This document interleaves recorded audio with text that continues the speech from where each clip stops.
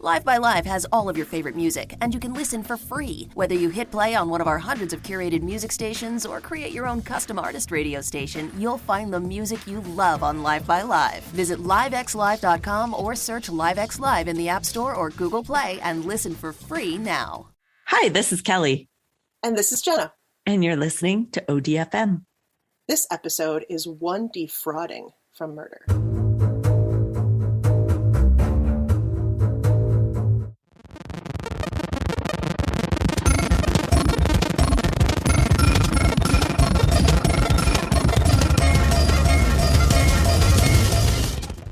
Well, we must warn anyone that though I sound awful, you won't get sick by listening to me. I'm just sick on my own. Don't breathe into the microphone. Okay. All right. Just in case it comes over the airwaves. And wear a mask while you listen to this. It's truly airborne, but it is not COVID. We had it tested. Okay, so cool.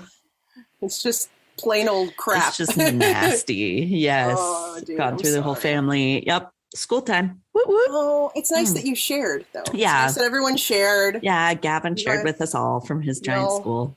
Went through it together. Gone through each person. Yeah. That's so nice. It's so, family, you know. Well, you don't have to talk as much. You don't have to read. Yes, thank God. You just have to comment. So we can pretend my incoherency is due to the cold and not to my actual incoherency. All right, perfect. Nice. Okay, it's a good cover. I love it. Good cover. Nobody will know. It's a Florida story. Oh shit! I mean, there's no end to the Florida stories. There's never a shortage. We could just do an entire podcast of just one Florida murder from murder. One Florida murder from murder. All right, so this starts out in November of 2006. So I was about to be like, this is recent, and then I'm like, it's 2020. Well, it feels recent to anyone born before the 2000s. Right. So to us, we're like, oh yeah, that's this century. Like yesterday. Like, Totally. God, age myself much. Okay. I know. So, all right, so this is about Abraham Lee Shakespeare. That's her name. They combined presidents with writers, with I feel history. Like that's a lot to live up to, right? Yeah. Like that's a real... General Lee, President Lincoln, and William Shakespeare. Holy balls. Like they really had like a... Yeah, you set the bar high there. Right? Unfortunately, in November 2006, he was a 41-year-old day laborer. He grew up in a low-income area of Lakeland, Florida. Oh, Lakeland. I have personal experience from that place. Oh, do you? I do. Oh, you're about to have a little bit more. Oh, no. I had enough. God. This is about 35 miles east of Tampa. He was raised by a single mother. The poor man couldn't read. He didn't learn to read, and he dropped out of school after the 7th grade. Oh, poopy. So, giving him the big name, really, yeah, I think that they were didn't trying to mold make up his for future, anything. Maybe it was too much pressure. Oh, it was. He's just like, I give up at birth. Right, you guys made this too hard. So he's a 41-year-old day laborer. He didn't have a car, a driver's license, a credit card. Well, yeah, you can't take tests if you can't read. Right, exactly. He had a criminal record, mostly for burglary. He'd been to prison twice, short sentences. After his last prison term in 1995, he moved in with his mother. Oh, well. He lived paycheck to paycheck. He picked up work where he could. It said that his mother said that he was hardworking. He always had a job. He always kept himself busy. He took care of his own bills. Good. That's good. So, and he's probably helping her, hopefully. Hopefully. I mean, he was at home. He worked as a garbage man, a field hand. He unloaded trucks. He washed dishes. It was like whatever. God, that's hard work. Yeah. Well, and like you can't keep doing it for the rest of your life. That's the hard thing about labor jobs. Ooh, so he had a plan. Oh. He had a plan. You did. Uh-oh. So on November 15th of 2006, he took a job helping a truck driver named Michael Ford, which, by the way, I actually went to high school with a guy named Mike Ford. Oh, hey, Mike. You're in my podcast, by the way. Right. He took a job. He was basically riding shotgun for this guy who was driving a food truck overnight on a route to Miami. So he was helping. So he wasn't even the driver. Didn't have a driver's license, but he was like, but it was a paying job, so. Nice. On the way down, they had stopped at the Town Star Mini Mart in Frostproof, Florida, which I think is a great name. It's true. It probably is frostproof down there. Right? Yeah. I mean, they're thought that was just pretty stating funny. the obvious. So, okay. Right. So they take a little pit stop, and Michael Ford gets out of the truck and he asks Abraham Shakespeare, you want a soda? You want chips? You want anything from the mini mart? Abraham only had $5 on him. So he just said, here, take this and go buy me 2 lottery tickets. Oh. The jackpot is $30 million. Oh, Jesus. You know, like I said, he's got a plan because he can't work labor. Well, he can eat the paper if it doesn't work, you know. There you go. And there's good fiber and stuff, right? Yeah. Well, he won the jackpot. Holy shit. Oh, my God. $30 million jackpot. He chose to take his winnings in a lump sum. So, you know, when you get the lump sum, then you do it over time, it's less. Yeah, it's way but less. That was still $16.9 million. Oh, my God. He was the only winner. You didn't have to split it with anybody. Oh, my God. And after taxes, because, you know, that's a huge... Yeah. He was still left with just over $11 million. Oh, my God. Right? Invest it in schooling, please. Right. He's not going to have to be picking oranges or anything anymore. So that's awesome. First, the government took the child support he owed that he was, well, he was late on. There is that. That was $9,000 right there off the top. Wow. Ooh, that's good. But then he put $1 million in a trust fund for his son. Wow. Good for him. He may have been a deadbeat dad, but as soon as he had cash, nice, he took care of it. So that's cool. Smart. Okay. That ought to at least pay for college. You know, I would. I would hope. Yeah, let's hope. Well, I don't know. Since 2006, and then depending on how old his kid is, and then, you know, the cost of tuition goes up every year. Ridiculous. Yeah. Maybe you at least get maybe we through might not make it out. Associate's degree. Maybe would get, you know, maybe a certificate of some kind. It's getting ridiculous. Oh, God. Okay. Then he was very generous. He gave his stepfather $1 million. His 3 stepsisters each got $250,000 each. Sweet. Oh my God. He paid off his friend's $185,000 mortgage. He even paid off the $60,000 mortgage for a man whose last name he didn't even know. It was like, right? And then $53,000 mortgage of a man that was just from his neighborhood. So these are just people he knew, and he was helping them out, right? Cool. He spent $125,000 on a house near Lake Wales, Florida, that he had only seen once. That's awesome. But that wasn't even for himself. He rented it to tenants. Oh. And he'd only met them once. See, not a great business guy. Yeah, that might not. There's nice and there's gullible. So he gave his brother's his brother's son's best friend. Oh, okay. We're getting down the road from right. Okay. $40,000. I know. I feel like if you just knew him, you could at least get $5. I mean, yeah. Maybe he should start investing a little. I don't know, but he gave his mother $12,000 and his sister $10,000. Why does mom only get $12,000 and his stepfather got stepdad got $1 million and his stepsisters got $250,000? Yeah, and he's each. living with his mom. Maybe she nags. I also thought that was. She's like, Abraham, you haven't done enough dishes lately. Well, you only get $12,000. Right, exactly. I am just checking off. Oh, there's another grand. You lost more, mama. He did try to buy his mother a house, but she didn't want it. Oh, okay. Because she knew she wouldn't be able to pay the taxes or the insurance. True. Hey, because she's smart. Because there you go. Yeah. Abraham. Finished school. Right. May not know so much. Abraham had no experience managing money because he'd never had more than what he was paid at like a week at a time, right? Oh my God. And he really didn't have the foresight to realize that that's really why his mom didn't want the house. So okay. So instead of following what she did, he went ahead and bought himself a new 2006 F-110 pickup. I knew it was going to be a pickup. A 2007 BMW 750i. Wow. For a man who can't drive. Oh, you're right. He's what got the hell? 2 cars. Oh, no. He did hire a driver. Oh, well, okay, then. You know, so. What about like putting himself through driving school with some of that money? Don't be ridiculous, Kelly. Sorry. You think he's going to go learn to read? He You're could right. pay somebody to read for him. He probably hired himself a reading assistant. That'd be ridiculous. And then in January of 2007, he bought a house for himself that was just over $1 million. Oh my God. It was a 6,500 square foot mansion. Holy that shit. had an enclosed pool. It was so pretty. Like it's just like it's an outside in-ground backyard pool with a whole glass enclosure. Oh my God. Not as creepy as that Herb guy from Indiana that killed all the people in his pool. With the mannequins. Yeah. Yeah, not that guy. Yeah, not that guy. Referencing One Dummy for Murder. Don't ask me what season. I don't remember. But it's somewhere. But it's in there. Very different pool story. Yeah. Nasty. It had two-car garages. Oh again, for all the cars that he can't drive. Oh, no. And it had a security system, surveillance cameras, a gated driveway. I mean, it's pretty nice, right? It's a little snazzy. 3 months after he bought the house. Yeah. So he won in November.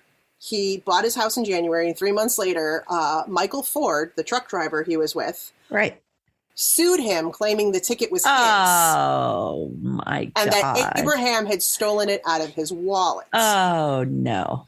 Of course, right? He's like, I got to get something, right? I was there. I was the one who actually purchased it, right?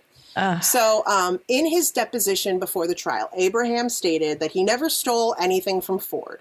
Right. And said, he knows the truth, and I know the truth. Ooh, like, he wasn't worried about it. He's like, that's not what happened, right? He also stated, the Bible states it's better to give than to receive, and gave a list of gifts and loans that he'd given out, as well as the first names of 3 women who'd been living with him in his new home, saying, quote, I don't try to get nobody's last name. Like that's like his policy. In some way. So, like, these people that he's loaning money to, he's letting these women live in his house. And I know you're good for it. It's all right. I don't need your last name. Oh, no. Exactly. His life philosophy. Oh, no. Don't need your last name. That's... At the trial, Abraham Shakespeare actually came to court hauling a garbage bag stuffed with thousands of lottery tickets he had purchased over the years to show that he'd been playing the lottery for quite a long time. Okay. So that's an interesting proof. Tactic, right? Yeah. Okay. So it worked. The jury sided with him, right? Good. So it was an interesting tactic. Yeah. I mean, it whatever works, babe. So Abraham Shakespeare had all kinds of new friends since winning the lottery. Of course right? he did. Right? They come out of the woodwork like crazy. They do. He was slowly beginning to realize they were only after one thing.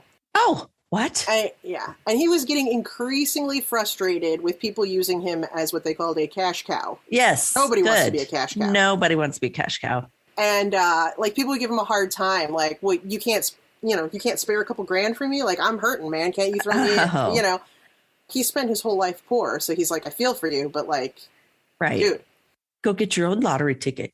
He loaned large sums of money to people who were just flat out not paying him back. Oh, of course. They probably felt like, why should we have to? You don't know my last name. How are you going to come after me? It's really hard to collect on a loan when you don't know my last name. Oh, yeah. In just 2 years, he had spent almost all of his winnings. 2 years. Right. Well, I guess you shouldn't say he had spent it. I mean, he also loaned it out and he gifted it to people. But God. He went a little went through it. Crazy, right? He had just over 1 million left. Wow. That he had accessible. He still had property and things like that. And then he had, money that was owed to him, but he only had... He's not going to get back. Right. Oh, no. He had never had to manage money before, and he had no clue what he was doing, obviously. I kind of feel like when they sell lotto tickets, they should be like, okay, the first thing that's required if you win is to get a financial officer, planning officer. There you go. Yeah, you need some... Well, unless it's like $50, in which case, Yeah, they're like, oh, I think you can handle this. You can go to McDonald's and supersize. It's cool. It's all right. Get the large. In October of 2008, Abraham met Doris Donegan Moore. She went by Dee Dee. Dee Dee. That's much easier. Dee Dee. I like that. Dee Dee Moore. She was interested in writing a book about him as a rags to riches story. Okay. detailing him winning the lottery and his experiences afterwards and his dealings with people afterwards. You know, she had this idea. Dee Dee had also grown up poor in the nearby town of Plant City, Florida. They have great names. Oh, yeah. Frostproof. Right. So lots of plant life in Plant City, Florida. Lots of deep thinking. So she grew up poor, like not Abraham poor, but, you know, but pretty. She grew up poor enough that she was aware that her family was hurting for money a lot more than the other kids she went to school with. And she was determined to, you know, change her Get fate. out of that. Right. When she graduated high school, which is, you know, step one. That's a great thing to do. Yes, graduate high school. That's a good thing. Right. She went on to earn her CNA certificate, Certified Nursing Assistant, in 92. Shortly after she graduated, she married James Moore, and they had a son in 1995. Nice. So life was comfortable, certainly a lot more comfortable than she was used to growing up. But, you know, she had her sights. Yeah, she could see a better future on the horizon. Exactly. In 2004, Dee Dee started her own business, a nursing staffing agency called American Medical Professionals. Nice. So she actually had nursing assistants and stuff that she would staff for hospitals and what was the other thing she said? Like not Air Force bases. I can't remember. Like I don't know. She staffed Army nurses. bases or something. Right. Wow. Right. Yeah. She staffed them all. So she was now like, instead of being a nursing assistant, she was a business owner. That's smart. Mm-hmm. Right. So she was doing really good. Her company began bringing in $200,000 a year. Wow. And she was loving her new financial status. That's awesome. Moved to a gated community. She loved flaunting her success. She wore a lot of designer labels. She was proud of the work she'd done. Yes. In pictures, you could see that she is a natural brunette, but she bleached her hair. Makeup was always done. She was, she always had like designer clothes. She was on fleek. There you go. She was on fleek. There you are. Okay. My son would shoot me. At 36 years old, she decided that she was going to do like the next thing, her next big, great venture to get more money. She was going to write an inspirational book about her self-made success. Nice. So she'd figured it all out, right? Like, I know what I'm doing. I got this. I can help a million other people get there too. Okay. Exactly. New York Times bestseller list. She's got her sights set aside. She had a quote, "Anything is possible. You set your mind to it, dream it, think it, do it." All one sentence. Oh, it was just no like, pauses. No pauses. No, she no just periods. Blah, blah, blah. Dream it, think it, do it. No time for that. She's a business owner. DD. Okay. A friend told her about Abraham Shakespeare and how he had an even more incredible rags to riches story. Right. So that gave her the idea that, maybe I should write a book about him instead. Nice. Okay. Okay. Right. Use his money. But after meeting Abraham, Dee Dee realized that what he really needed was a financial manager. Yeah, he did. Someone to write his biography or whatever. Yeah, he needed a little help. Yeah. So instead, she offered to help him manage the money that he had left. Oh, no. You know, because she's owned a business. So that qualifies. Qualified, right? Exactly. I am a financial wizard now. She probably watched some YouTube videos. You know, it makes you a professional pretty quick. Right, exactly. How to balance a checkbook. I'm good. I got this, right? He took her up on the offer because he was like, I don't know what I'm doing and nobody around me. I can't trust any of these assholes. No, they just want all my money. Right. So she began by going after all the people that he had loaned money to and collecting on their debts. Nice. Cool. Yep. Good. Do it. You know, I don't know if I explained, but you know, Abraham Shakespeare is a black man. He lives in a poor black neighborhood. And here's this flashy white lady. Oh, gotcha. Suddenly, collecting on his debts. Yeah. It was a little odd. They all knew her because she stuck out a little bit. She was noticeable. But after several months, friends and family began to realize they had only really been dealing with Dee Dee, and no one had actually seen Abraham in person in quite a while. Yeah. That's sus. Exactly. What happened to Abraham? Where did Abraham go? Oh. So I take it Shakespeare wasn't his last name. It was like a middle name. No, it was Abraham Lee Shakespeare. It was his last name. Huh. Was it a passed down name? You don't know? You haven't looked up his ancestry? I did not look up his ancestry. You know what? That's maybe he was born. Bad on me. Yeah, come on. You didn't go through the whole tree. That's my bad. I didn't trace him back to see how he so was disappointed. William Shakespeare to be like, oh, man. I can't wait to see what cometh of my loins. And yeah. An illiterate guy who wins the lottery and uses that as his way to live. Okay, cool. On November 9th, 2009, Cedric Edom contacted the Polk County, Florida Sheriff's Department to report his cousin, Abraham Shakespeare, missing. No one had seen him in person in over 6 months. That's a long time. That's a long time, no. right?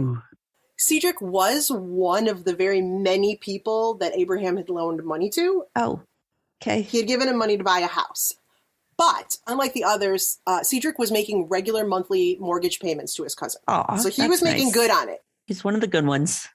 So, however, for the past 8 months, his payments had been collected by Dee Dee. Oh, no. And Abraham had introduced Cedric to Dee Dee once and said, this is my financial advisor. So he didn't really think anything of it. But, you know, his payments are going to her. He's not hearing back from Abraham. He starts talking to friends and family, and they're all kind of going, well, yeah, actually, God, when was the last time I saw him? Yeah, and realized that nobody had seen him in person since March or April. And this is November. It's a bad sign. The missing person report was filed, and investigators immediately sought to speak with Dee Dee Moore, who apparently was the only one who had any contact with him. Uh-huh. Yeah, I don't trust Dee Dee. Now, by this time, Dee Dee and her husband had divorced. Oh. Okay. Mm-hmm. And she was living in Abraham Shakespeare's $1 million Lakeland mansion. Weird. Right. So when they were like, okay, where do we find her? Well, her address was his address. I move all my staff in. Right, exactly. I have a live-in housekeeper. I have a live-in driver, and I have a live-in financial advisor. I mean, doesn't everybody? Right. Oh, no. But she, they knocked on the door. She welcomed him in and said, oh, no. I bought the home from him at his request. Oh, right. Okay. So that he could go into hiding.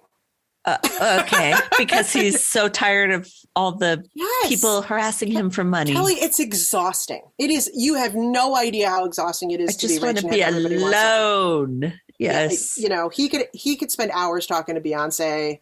They have a lot in common. It's really like Oprah. They're just like, God, everyone wants something from me. It's exhausting. So I'm going to go into hiding now. Right. So Dee Dee produced an asset purchase agreement dated from January 15th of 2009 that showed Abraham selling his house, cars, and most of his remaining assets to Dee Dee, and he planned to use the cash she paid him to go into hiding for a while to get away from all these people harassing him. Totally. She produced documents that showed that people owed Abraham about $2 million in loans. Oh. And she was going to, so she was going to take over collecting on, right? Yeah, I wonder who's going to keep all that. Uh-huh. He also signed over power of attorney to her. Okay, that's even more suspect. And put her in charge of his remaining assets. So literally everything in his name was now in her name. Why don't you just take everything I have? Right, and you just pay me an allowance. Yeah. Why not? Just give me an ATM card. And I'll just take what I need, right? Totally trust you. Dee Dee spent hours going over all this information with investigators because she's like, yeah, I got nothing to hide. I got it all here in writing. This was all discussed and all this. She went on and on and on.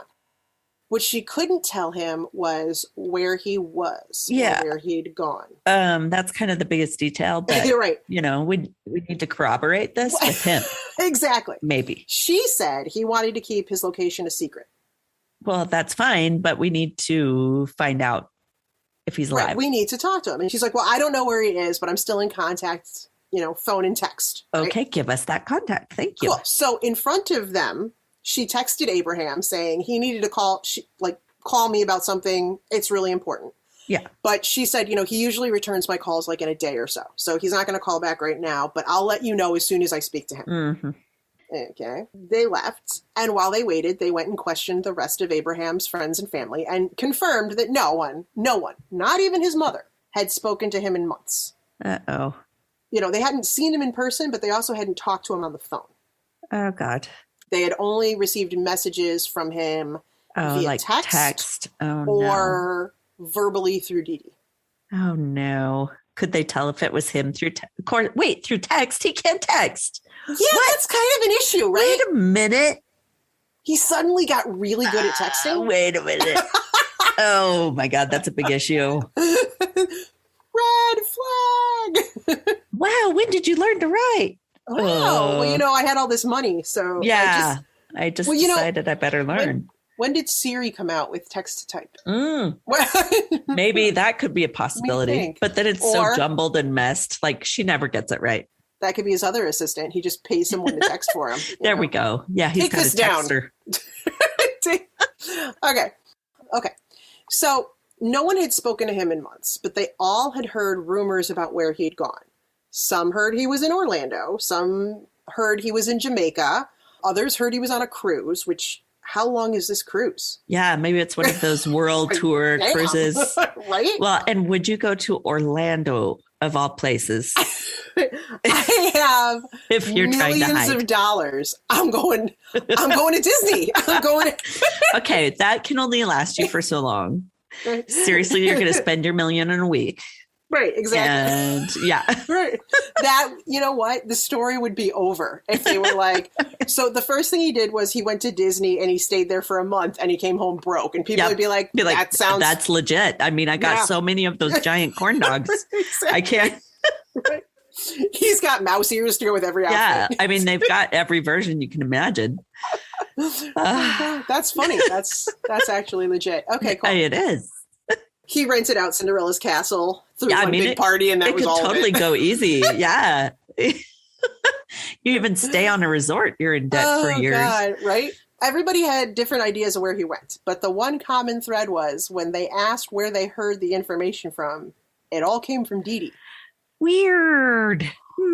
That's so odd. Dee Dee's like the master. Yeah. Huh.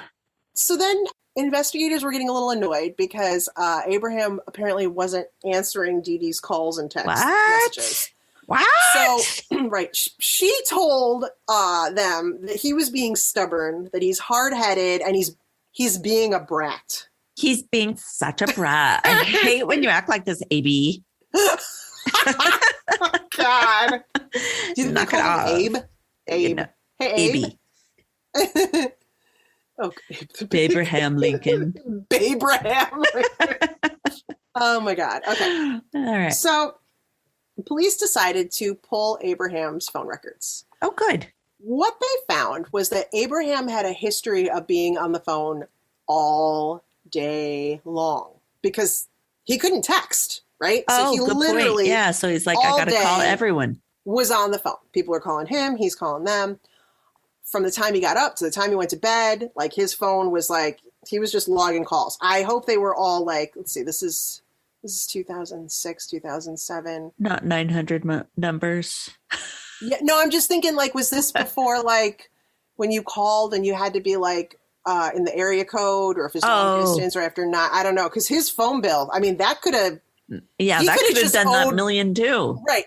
If it was at the right time, he could have owed Verizon millions. Tens of thousands per month. In overcharges. Yes, totally. Oh, freaking A.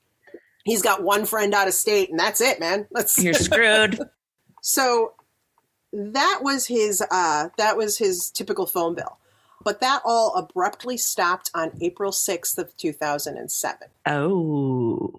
After that date, the only record showed texts between him and Dee Dee. No phone calls. Okay. Just him and Dee Dee. Oh, Dee Dee. Yeah, right? You seem so sketchy. The next thing they did was pull Dee Dee Moore's phone records. Oh, good. And what they found was that when Abraham and Dee Dee were sending text messages to each other, their phones were pinging off the same cell tower. Weird. We're in the same room, but we're texting each other. Exactly. But all that confirmed was that Dee Dee had possession of his phone. Like, she's suspicious, but all it really shows is that she's got his phone and she's obviously paying for it to still be in service, right? That's still suspect. Mm-hmm. You know, when they started investigating him as a missing person, this was at the beginning of November. Okay, yeah.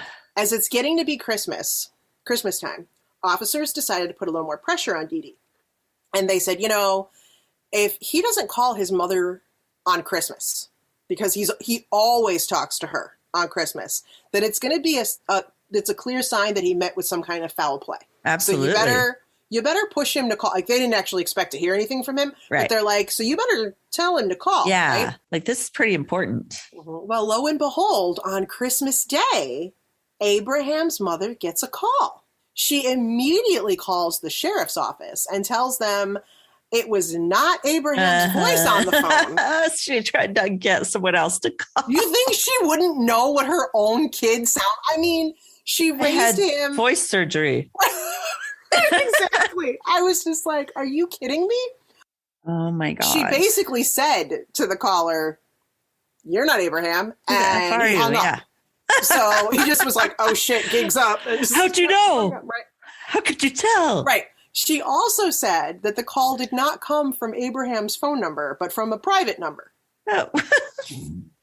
I'm telling you, man. No. It's like, oh, you got to do a little better. Try a little harder. Not Dee only is Dee Dee not a financial advisor, she's not a wizard of any sort. She's not a criminal mastermind either. So 24 hours after that, police had the GPS location of the phone that had called saying it was Abraham. So they were like, we're tracking this private line. Oh, that's awesome. Okay. Right. And they tracked it all the way to the Lakeland Mall. Oh. So it was in town. It was at the mall. Mervin's. Oh, God. So they're like, all right, it's at the mall. Let's go. So they start driving over there. And guess what? Abraham's at the mall.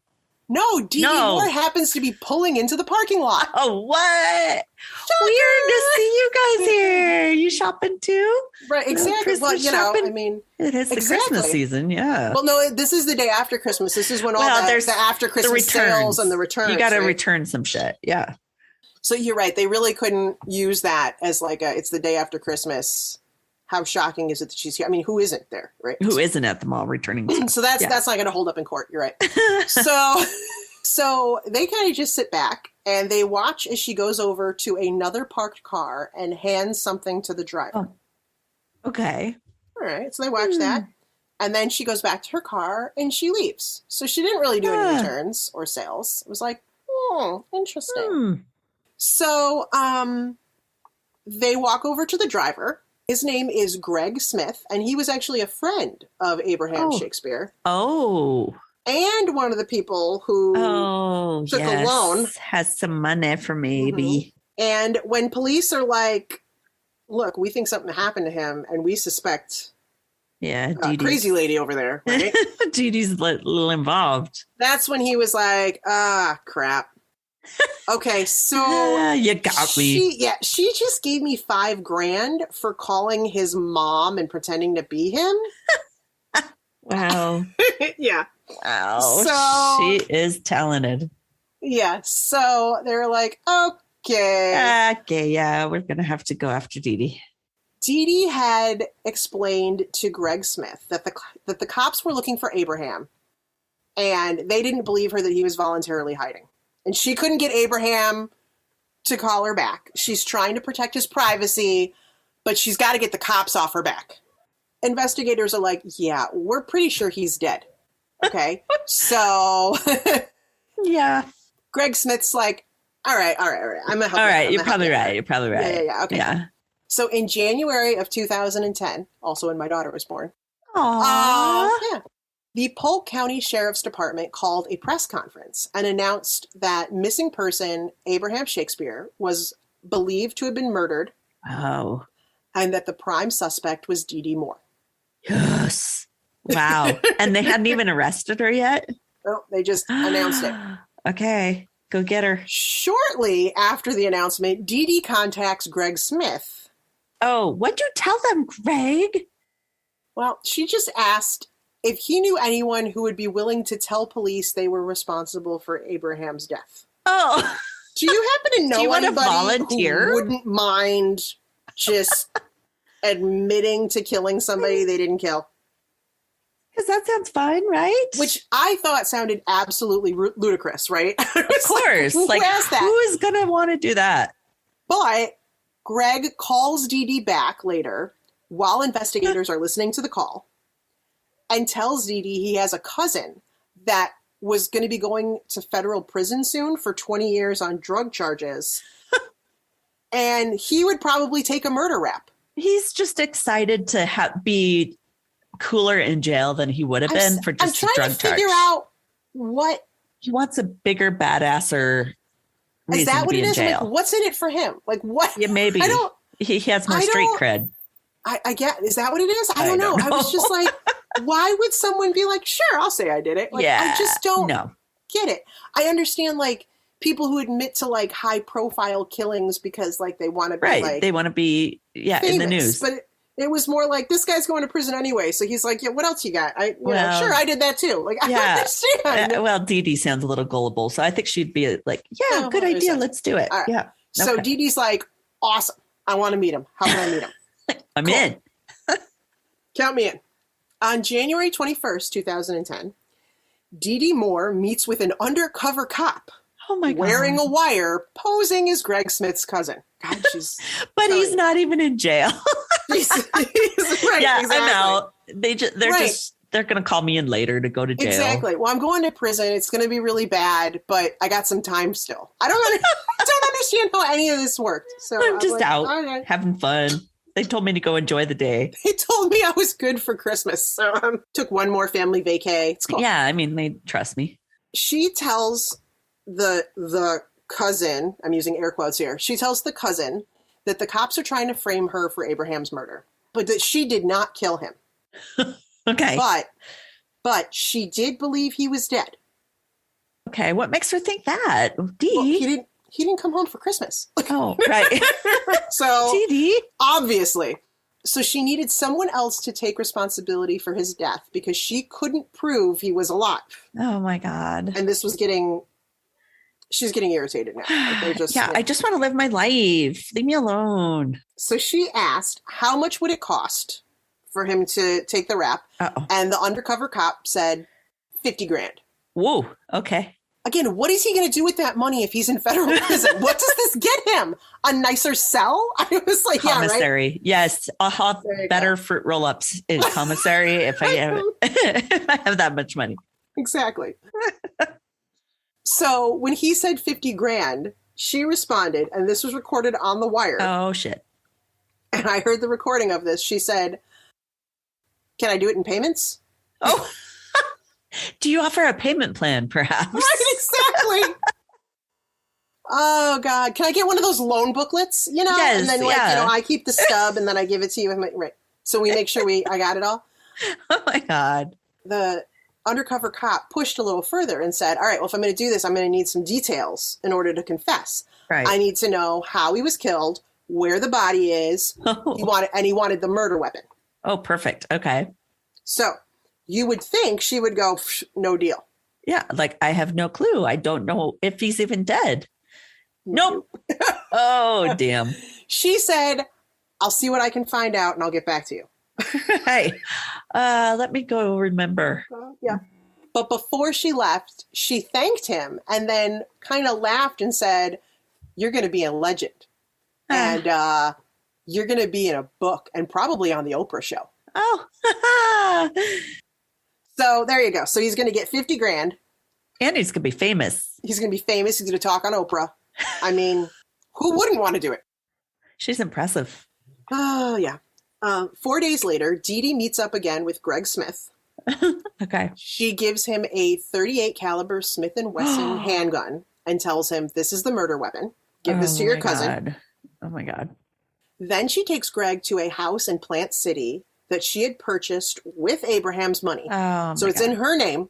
And they walked into the backyard. And while standing on a 30 by 30 concrete patio, she points down and says, it's right here, 6 feet down. Oh, my God. Who did she hire to dig the hole? Because I'm betting she didn't do it herself. Oh, hell no. She's got money. She's got people to pay. I have that info. Hold on. Oh. The next day, the sheriff's department was digging up the patio. Oh, yeah. After 2 days of digging, on January 28th, they found a body. Oh, God. The medical examiner was able to use fingerprints to confirm it was Abraham Shakespeare and that there were 2 bullet holes in his chest. Oh, my God. How sad. As soon as that news broke, Dee Dee, they still haven't arrested her, called the sheriff's department and said she wanted to come in and talk. They were like, sure. Okay. Why not? We were going to come pick you up, but if you want to come here, it saves us the trouble. I mean, save us some gas. That's all right. Couple bucks. Right. She said, I'm not running because I know I didn't have anything to do with it. Oh. I'm not scared. She's so smart. She thinks she's so smart. Oh, God. But oh, no. Dee Dee kept changing her story. Oh, Dee Dee. So first there was this whole big thing about him being shot by a drug dealer named Ronald. Okay, there's this whole thing, and then she was afraid of Ronald, and that's why she couldn't, tell the police. Yes. Then the story changed, and she actually had shot him, but it was in self-defense. Oh, whoops, I forgot. Yeah. Forgot about that Then part. she was like, well, actually, no, it was Cedric Edom, the cousin. Oh, yeah. It was actually the other him. two. Oh, gosh. And then my favorite was that at one point she blamed it on her 14-year-old son, saying that, he was defending her. And so she was, trying to get the blame off of her son. Oh, that's dirty. Right. And then she blamed David Stitzel, who was the attorney who arranged a lot of the transactions where Abraham's property were transferred over to Dee Dee. Okay. Yeah. Because attorneys often put themselves in that situation. And like the last time she was telling a bunch of stories, the only thing in common with all of them was that Dee Dee was present. Uh-huh. So we know you were there. So they're like, all right, we agree. You were there. We just think you're the one who pulled the trigger. Yeah. Might have just been you at all these scenarios. Nobody else. Yeah. So her grand scheme did not work. And she was arrested and charged with first-degree murder. I know. Take a minute to just let that sink in. Oh, I can't believe it. Oh, Dee Dee. Police questioned Dee Dee's ex-husband, James Moore, who told police Dee Dee had asked him about digging a hole for concrete and trash behind a house that they owned. Oh. So he said he dug a hole with a backhoe. Then when he was done, he left. But Dee Dee called him back after an hour or so and said, "Can you fill it?" I put some trash in it. Right. And Why'd you leave? He said he didn't see a body in the hole, but it was dark out. Oh. And he wasn't looking for one. I'm just not paying attention. I thought she was actually putting in a patio. I didn't actually look to be like, well, that makes sense. He's a guy. I mean, sorry, guys. No comments. Okay. No comment. It does come to the point where I have a house full of boys. Every single one will open the fridge. Where's the ketchup? Right there in front of you. Where? I don't see it. Right there. No, I still don't see it. I walk over, grab it, put it in their hand. Oh, I didn't see it right there. And it's like a coming of age thing, because before they're 14, they can see it. But after they're 14, they cannot. So I think it's puberty. Oh, okay. You know how many times I've said things like, did you look in the closet over there? I did. Yeah. And you didn't see it. Yeah. Where could it be? It's in the closet over there. It's not there. And I turn around and go, all right, when I go over there and take it out, what do I get? What's my prize for magically making this appear? Because I promise you it's there. Yep. I know. Happens every time. Oh, but I've always told everyone that it's like some puberty thing, because it kept hitting as soon as they would hit puberty. And Gavin's like, I hope I never get there. And then the other night happened to him. And I was like, you're officially a man. Mom, how do I know when I'm a man? And you can no longer see objects right in front of your face. When you can't find what mom says is right there. Oh, God. Okay. Yeah. Right. Uh-huh. Can't see the ketchup, bodies in holes. It's terrible. I mean, it just goes on and on. On November 28th, 2012, 6 years after Abraham Shakespeare won $30 million in the lottery, Dee Dee Moore went on trial for his murder. Oh, my God. It didn't take very long. No, that's pretty quick. Yeah. Which is good. She looked very different from the fashionable blonde who liked to flash her designer labels. Aww. She was very demure with long, naturally curly dark hair, pulled back off her face, no makeup. I mean, I'm so innocent. Oh, yeah. I will post side-by-side pictures and you'll be like, is that the same person? Like, very, it's like, what's that show with the, where the Amish, where they like run away? Oh God, what is that called? Where like they escape being Amish and they go from Amish. It is like, and they go from wearing like no makeup, you can't see their hair and stuff like that, and then they go to like English. Yes, and then they like go to New York City and they're all like pooched out. And they get a tramp stamp and all that. It's like that. What is that one? Totally different. Something Breaking Amish. Breaking Amish. That's it. Yeah. If Nikki's listening to this, it's going to be like the last one. She was like, where I was like yelling the answer at the podcast. Yes. You guys can't hear me. You can't hear me. We can. It comes through telepathically. Amish, damn it. Breaking Amish. Okay. Thanks, Nikki. Got it. Okay. Yep. She sent it telepathically. Exactly. All right. So Detective Greg Thomas testified that Dee Dee Moore went to great lengths to make people believe that Abraham Shakespeare was alive after April of 2007. Oh my gosh. She didn't go to good lengths. No. She tried real hard. She went to great lengths. They just sucked. They sucked. Your legs were great, but they sucked. Exactly. She told some people Abraham wanted to disappear to avoid paying child support. Yeah, but he already did it. So he's all paid off, right? And he set the kid up with some cash. So I think you're. Whoops. I'm sure he's like, here, straight. I'm setting this up. We're good, right? Okay, cool. Okay. She told others that he was tired of dealing people who only wanted money from him.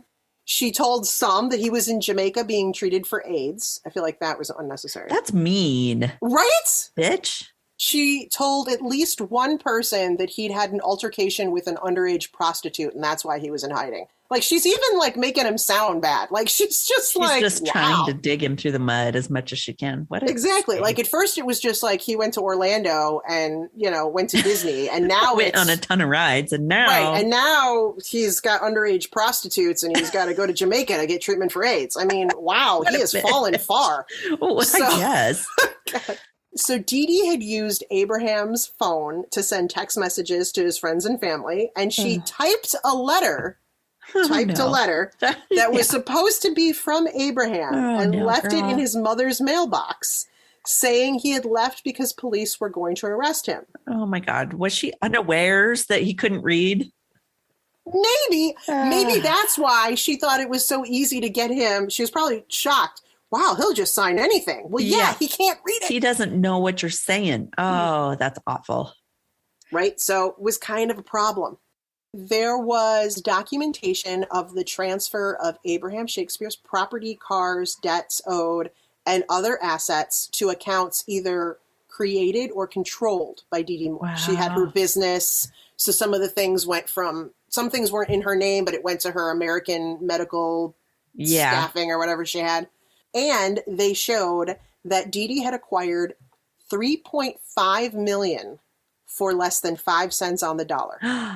So when she was, quote, purchasing the house from him and purchasing the assets, it wasn't just that he handed it over. She bought them from him. But if you look to see what it was. But if you see how much it was worth, wow. Talk about a sale. Yeah. It's a bargain. Flash sale. Prosecutors had a financial investigator testify how he investigated each of her accounts and each of his accounts and compared them check by check. Wow, that would suck. And he determined that by the spring of 2009, which is just months after he met Dee Dee, oh no, she had taken total control of all of his finances and assets. And then after that, she went on a spending spree. What a slime. Yeah. She bought cars. She had a house. They took trips. And so she wasn't even banking it. She was just spending it. Slime ball. Then a personal assistant of Abraham Shakespeare's testified that days before he was last seen in person, he had realized that Dee Dee had been robbing him. He told this assistant that he'd gone to the bank to withdraw some money and found that his account was empty. And he's like, look, this shit used to happen to me all the time before, but I know I have money now. Yeah. Like, this isn't the trick, right? The norm anymore. Oh, no. Unfortunately, this person also testified that she stalled Abraham from confronting Dee Dee, and then called and tipped Dee Dee off and said, hey, he knows and he's pissed off. Yeah. Maybe the assistant wasn't getting paid by Abraham anymore and she was keeping loyal to whoever was paying her paycheck. I don't know. That's gross. Mm-hmm. The prosecution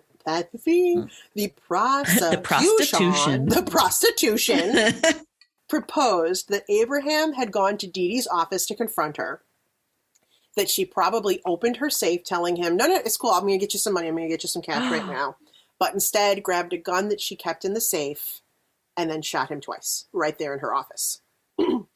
Police had gone and investigated her office after she was arrested. Oh, good. And they did a search, and pieces of the carpet were removed and analyzed. And those pieces tested positive for blood. Oh, man. And the DNA sample matched Abraham Shakespeare. Oh, the bitch didn't even get the carpet changed out. All that money, all those people, she couldn't get the carpets cleaned. You could have gotten the carpets cleaned. You could have freaking leveled up and gotten some hardwood floors.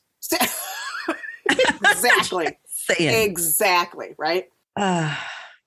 She did not testify in her own defense, supposedly because her lawyers wouldn't let her, which was probably a good idea, right? Because shit just spews out of her mouth. Oh, no. However, during the trial, Dee Dee had multiple emotional outbursts. 4 to 5 times, the judge had to tell her to compose herself. Oh, Jesus. It got to the point that local news programs were like featuring it, saying, today in the Dee Dee Moore trial, she melted down in court again. Like, film at 11. Like, it was like they're like... Look at this meltdown. Right, exactly. That's hilarious. I was like, wow. Oh, no. December 10th of 2012, the jury found now 40-year-old Dee Dee Moore guilty of first-degree murder. She was given a life sentence without parole, plus 25 years for using a firearm. Wow. Whoa. Huh. Right? Okay. So had you just strangled him, you'd have a lesser less than sentence. 25. I know. I thought that was strange too. They're really like, you can kill him, but not with a firearm. So that is wrong. Right. So that was weird. But I was like, okay, she's not getting whatever. out. I mean, at but then there's other people who have been involved in multiple murders. Oh, yeah. They're getting out on good behavior. So I don't know. Mm-hmm. We've talked about those before. Oh, right. So Judge Emmett Battles, that's his name. Oh, well. Judge Emmett Battles called Dee Dee the most manipulative person he'd ever seen and described her as cold, calculating, and cruel. Obviously. Right. I mean, skank to do that to this poor guy who. Oh my God. Right. She totally took advantage of somebody who was. Sounds like everybody took advantage of poor Abraham. I know. Right. And he was so nice. He was just like helping Moral everybody of the out. Story is to get your freaking high school diploma so that at least you can. At least when someone's robbing you, you know. Yes. Take care of yourself so that you don't have to rely on other people so much. And read what you sign before you sign it. For reals. I mean, even though it's very annoying and lengthy and I don't do it, you should. Same. I don't ever just click. Conditions, what? I never just click accept and scroll. No. So Dee Dee was quoted on an episode of Snapped. Oh, I love that show. Saying, I believe I was murdered by the hands of justice. And my life, drama. I can't make this up. And my life is what they have to live with. They have to live with murdering me. That is the biggest, babiest bullshit ever. Whatever, Dee Dee. She believes she lost her case due to her attorneys failing to present a decent defense.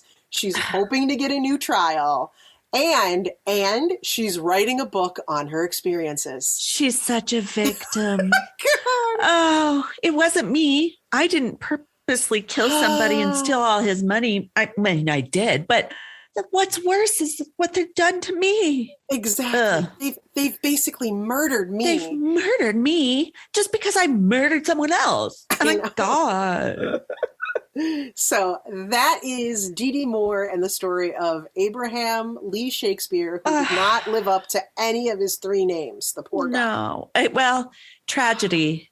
So Shakespeare, he did have the tragedy. You're right. You know what? So maybe he did. So maybe he did. He lived up to like the ultimate Shakespeare. People say it's the curse of the lottery, but maybe it's the curse of the name. The name. I mean, excellent point. And that's true. A lot of Shakespeare's were like, everything is so great, everything's so wonderful, and major tragedy. And then someone dies.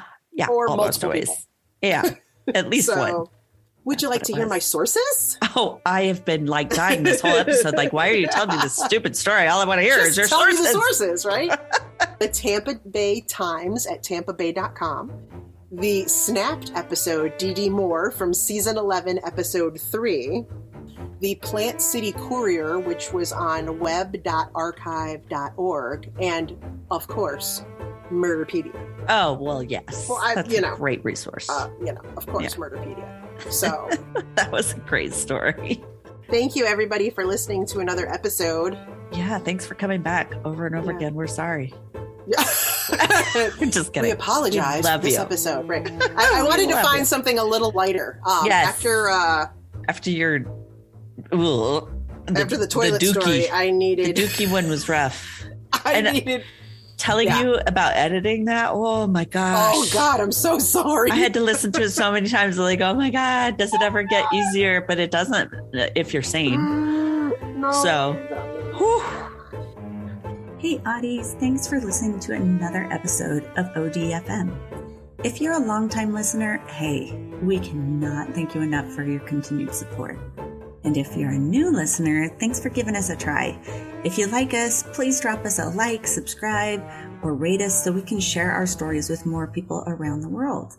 And if you'd like more information, like links to our podcast and socials, along with our Patreon fan page, those links are all on Linktree under ODFM Podcast. That's linktr.ee/ODFM Podcast. Side note, you guys, we're obsessed with fan art, and we love making things with it, like stickers for our fans. So if you'd like us to use your designs, send it to us at odfmpodcast@gmail.com. And if we use your design, we'll be sure to send you a sticker. Thanks for listening to another episode of ODFM, hosted by Kelly DeVries and Jenna Swanson. Production and editing by Kelly DeVries. Theme music by Eric Swanson. ODFM is a satirical true crime podcast for entertainment purposes only. The stories you hear are serious and true. The comments and opinions are not. We apologize if any of our content is harmful or disrespectful.